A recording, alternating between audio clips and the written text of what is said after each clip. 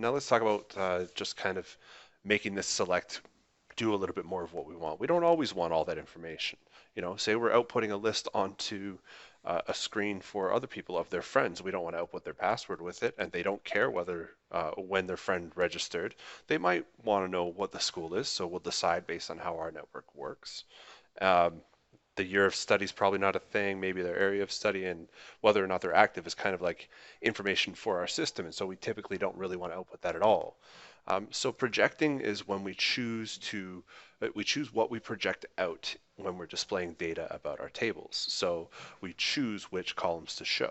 Okay, so maybe we want to output a first name, a last name, and an email about all the friends on somebody's friends list. Well, we go select, and then one tip I'll give you right away is if you start with your basic select from account, okay, what will happen is when you go and you try to type in column names like ACC first name, you'll see that IntelliSense will help you out here. So you can either click or use the arrow keys on your keyboard to select and then press tab or enter, and you will IntelliSense will help fill the rest in for you, so it saves you a little bit of typing time. Also, make sure that you get things spelled correctly if you have a habit of misspelling things, as I know a lot of programmers do.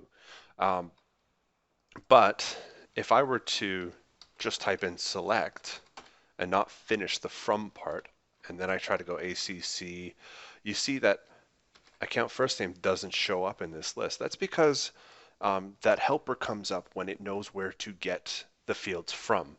And so if I don't have a from clause already written down in this select statement, then IntelliSense doesn't know that I'm looking for fields that exist in the account table. So this will help us out a little bit if you start with a basic select query.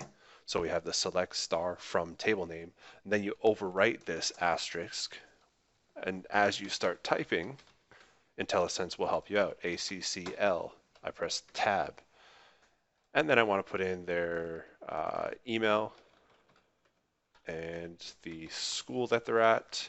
And in this case, I suppose I did want to put out whether or not they were active. This is just a demonstration anyway. So you can see now that the data that I've output is only the fields that I've asked for. Okay. Now that just shows us how to reduce the number of columns that are showing, but we don't always want to output all the rows either, and we're going to talk about that in a moment.